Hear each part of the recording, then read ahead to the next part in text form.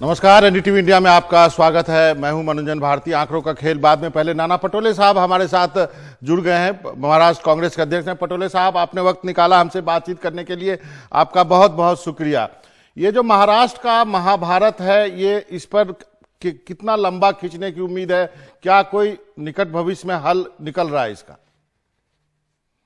देखो, जो महाभारत जो महाराष्ट्र में राजनीति का बना हुआ है, उसके पीछे का बड़ा षड्यंत्र है, ये तो स्पष्ट हो चुका है। रही बात अभी जो आंकड़ों की आप समीकरण बता रहे हो, तो उसमें जो शिवसेना की तरफ से हमें मालूमात मिल रही है कि जिस उद्देश्य से इन लोगों को लेके गया था, उस उद्देश्य को परे ले जाने का काम एकनाथ शिंदे के माध्यम से किया जा रहा है। कुछ एमएलए ने उसका विरोध भी वहां पे किया है कि हम लोग शिवसेना से टूटने का हमारा कोई मंसूबा नहीं है। इस तरह की बातें उनके एमएलए के भी वहां शुरू है, और इसलिए आपने जिन लोगों ने ये षड्यंत्र बनाया है, जिस बीजेपी ने बनाया, वो आज बीजेपी सामने नहीं आ रही। उसका रीजन ये है कि उनके पास अभी भी जो सरकार बनाने के लिए जो जोड़ जंतर लगता है, वो आज भी खड़ा नहीं है। महाराष्ट्र में पॉलिटिकल अस्थिरता निर्माण कर महाराष्ट्र को हमेशा बदनाम करने की रणनीति बीजेपी ने जिस दिन से अंधेरे की सरकार गिरने के बाद बनाई, वो आज भी उसी बात पे अड़ी हुई है। और महाराष्ट्र की जनता का नुकसान और महाराष्ट्र की राजनीति के माध्यम से महाराष्ट्र को बदनाम करने का काम बीजेपी ये कर रही है, और ये मंसूबा इनका पूरा नहीं होगा। मैं आपको अभी भी बताता हूं, कांग्रेस, राष्ट्रवादी, ये पूरी इंटेंगल है और महाविकास आघाड़ी के साथ है, खड़ी है। हम तो उसके आगे जाके, हमने तो पहले भी कहा था कि हम सत्ता के हम बाहर से सपोर्ट कर सकते हैं, लेकिन बीजेपी को रोकने की भूमिका हमारे नेता सोनिया जी ने उस समय भी स्पष्ट की थी, और आज भी कांग्रेस उस बात के लिए तैयार है। नाना पटोले साहब, एक सवाल है, क्या यदि शिवसेना अपना मुख्यमंत्री बदलती है या एकनाथ शिंदे को कहती है कि जैसा कि उद्धव ठाकरे ने कहा कि शिवसेना का ही मुख्यमंत्री बने, वो मुख्यमंत्री आवास छोड़ के मातोश्री चले गए, तो क्या कांग्रेस को कोई आपत्ति है या फिर एनसीपी को, कोई राष्ट्रवादी को आपत्ति है?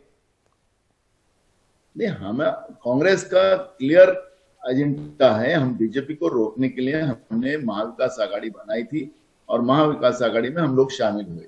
हमारा एकदम क्लियर कट एजेंडा है। आज भी उद्धव ठाकरे जी खुद रहना चाहते हैं, या उनके शिवसैनिक का कोई कार्यकर्ता को अगर सीएम बनाते हैं, तो कांग्रेस उनके साथ है। उद्धव ठाकरे जी रहते तो हमें अच्छा ही है, हमें कोई उनका विरोध होने का कोई कारण नहीं है। लेकिन उनका जो पार्टी में जो अंतर्गत जो मामला खड़ा हुआ है, उस बात को लेकर कांग्रेस उनके साथ है, और महाविकास आघाड़ी में कांग्रेस रहेगी।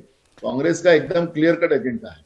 यदि एकनाथ शिंदे शिवसेना की तरफ से मुख्यमंत्री बनते हैं तो कोई समस्या है आपकी तरफ से? नहीं, उद्धव जी ठाकरे जो निर्णय लेंगे महाविकास आघाड़ी में, मेरा लाइन एकदम स्पष्ट है जी। उद्धव जी ठाकरे महाविकास आघाड़ी में जो निर्णय लेंगे, उसके लिए कांग्रेस उनके साथ खड़ी है। क्या ये भी हो सकता है, आपने हिंट किया कि आप बाहर से बाहर भी रहने के लिए तैयार हैं, ये आप क्या कहना चाहते थे, इसको एलैबोरेट करेंगे आप? देखो, कांग्रेस की भूमिका तब भी हमारी नेता सोनिया जी ने उस समय भी कहा था, क्योंकि हम तो इस सत्ता के नहीं, हम अपोजिशन में बैठने के लिए तैयार हो गए थे। जो मैंडेट आया उस बात के लिए हमने एक्सेप्ट कर लिया था, और उस तैयारी से हम लगे भी थे। लेकिन जो अंधेरे की सरकार बनी है, जो देश के लिए एक कालिक था, कलंक था देश के डेमोक्रेसी में, लोकशाही में, उस कलंक के बाद 80 घंटे में जो सरकार गिरी, और जो महाराष्ट्र में जो पॉलिटिकल अस्थिरता निर्माण हुई, और जब उद्धव ठाकरे जी और शरद पवार जी हमारे नेता सोनिया जी से मिलने गए, तब सोनिया जी ने इसमें का एक रास्ता बनाया और एक कॉमन मिनिमम प्रोग्राम देकर हमें सत्ता का नहीं, तो उस समय हम सीएम मांग सकते थे, लेकिन हमने उस बात को नहीं, हमें बीजेपी को रोकने के लिए हम तुम्हारे में शामिल हो रहे, ये भूमिका स्पष्ट सोनिया जी ने उस समय की थी।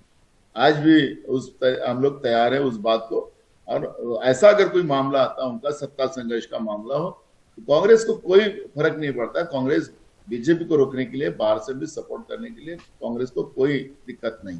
चलिए, ये बात तो आपने बड़ी ईमानदारी से कही। आजकल नेता नाना पटोले साहब इतनी ईमानदारी से बात नहीं करता है। दूसरा मेरा ये सवाल है, इस क्राइसिस को निपटाने के लिए आप लोग क्या कर रहे हैं, शरद पवार क्या कर रहे हैं? ये समझ भी नहीं आ रहा कि जो एमएलए शाम में आदित्य ठाकरे के गाड़ी में बैठा होता है, सुबह गुवाहाटी में पाया जाता है। ये वो सीआईडी का डायलॉग था ना कि कुछ तो गड़बड़ है दया, वो ये क्या है, क्या समझाइए हमें, कुछ तो गड़बड़ है। देखो, हम अपने पार्टी की बात करेंगे। हम शिवसेना के अंतर्गत मामले में हमें कोई रुचि भी नहीं है। उनका इशू है, वो लोग क्या चाहते हैं। मेरी भी कल रात को मैं शाम को उनके पास गया था वर्षा बंगले पे, जब वो मातोश्री जाने निकले थे। उसके पहले मैं जाके आया, उनसे मिला, उनके सभी नेताओं से मेरी मुलाकात हुई और वो बोले कि हम स्टैंड है और हम लड़ाई के लिए हम बिल्कुल तैयार है, और जो भी वोट कॉन्फिडेंस अगर लाना चाहते हैं तो उसके लिए भी हम तैयार है। हमारे एमएलए हमारे साथ है, ऐसा विश्वास आज भी शिवसेना प्रमुख उद्धव ठाकरे जी और उनके पूरे साथियों को विश्वास है। और इसलिए उनका जो विश्वास है, मैं उसके लिए उनको सपोर्ट इसलिए कर रहा हूँ कि बीजेपी को जो सत्ता की लालच है, आज सरकार गिरे और कल बीजेपी मुख्यमंत्री बने, वो लालच आज भी उनका छुपा हुआ है, आज भी वो सामने नहीं आ रहे। तो शिवसेना जो बात बोल रही है वो बात में सत्यता है। लेकिन पटोले साहब, जब आपने उद्धव ठाकरे ने आपको कहा कि कि हमारे विधायक हमारे साथ हैं, तो आपने पूछा होगा कि साथ किधर है? 37 तो उधर जा चुके हैं, गुवाहाटी में बैठे हैं, ली मेरिडियन में बैठे हैं, आप कैसे क्लेम कर रहे हैं? बात सही है, वो कोई स्टाइल होगा, कुछ उसके पीछे का कुछ कारण होगा।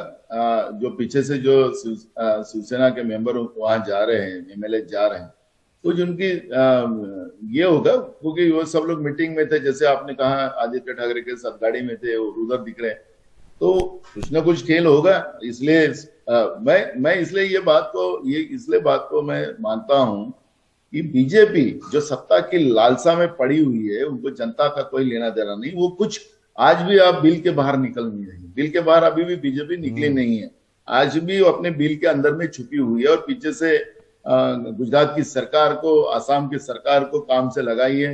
आपने देखा होगा कि हमारे आसाम के कांग्रेस के नेताओं ने कहा कि वहां बाढ़ परिस्थिति बनी हुई है और आसाम के मुख्यमंत्री शिवसेना के एमएलए के सुरक्षा में पूरी अपनी ताकत लगा रहे हैं।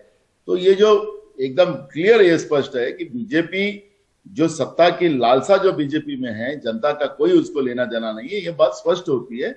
और इसलिए जो सेना बार बार कहती है कि भाई हम तैयार है, तो वो लेकिन अभी भी मामला स्पष्ट नहीं हो रहा है और इसलिए शिवसेना की बात सटीक है। एक अंतिम का सवाल है, ये क्राइसिस महाभारत कब तक चलेगा? और आपको भी लगता है कुछ तो गड़बड़ है, सारे विधायक इधर उधर जा रहे हैं, कुछ तो गड़बड़ है?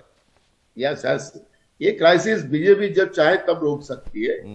ये शिवसेना के हाथ में नहीं है। बीजेपी चाहे तो रोक सकती है, नहीं तो उनको तो देश की अधोगति करना, राज्यों की अधोगति करना, ये उनका एक प्लान बना हुआ है। बीजेपी का नुकसान करना, जनता का नुकसान करना, वो बीजेपी का प्लान है। उसके अंतर्गत वो जब तक चाहे अस्थिरता पैदा करके रखे राज्य में, ये सब जनता और महाराष्ट्र की भी जनता समझती है। और इसलिए बीजेपी की ये जो खेल है, केंद्र की सत्ता का दुरुपयोग जिस तरह से वो कर रही है, नाना पटोले साहब, क्या आपने भी उम्मीद छोड़ दी है? क्या आपने कहा बीजेपी चाहे तब खत्म कर सकती है, तो क्या बीजेपी की सरकार बन रही है? हमने देखो, अभी केंद्र की तपास यंत्रणा के आधार पर, ईडी हो या सीबीआई हो, उसके आधार पर यह पूरा खेल उनका चल रहा है, ये बात स्पष्ट है। और कांग्रेस कोई उम्मीद नहीं छोड़ती। कल भी हमारे नेता राहुल जी ने जिस तरह से अपना वक्तव्य किया है, कांग्रेस देश के लिए कुछ भी करने के लिए तैयार है। इनको हमको जेल में डालना है तो हम जेल में भी जाने को तैयार है। कांग्रेस उम्मीद नहीं छोड़ेगी। देश को आजादी भी कांग्रेस ने दिलाई और आज इन लोगों जैसे देश को बर्बाद करने वालों से भी, इनसे भी आजादी कांग्रेस ही दिला सकती है। और उसके लिए कांग्रेस का हर कार्यकर्ता, हर एमएलए, हर सांसद लड़ने के लिए तैयार है। जी, नाना पटोले साहब, आपका बहुत बहुत शुक्रिया, आपने वक्त निकाला एनडीटीवी से बातचीत के लिए। तो देखते हैं ये संकट कब तक चलता रहता है महाराष्ट्र में। बहुत बहुत शुक्रिया सर।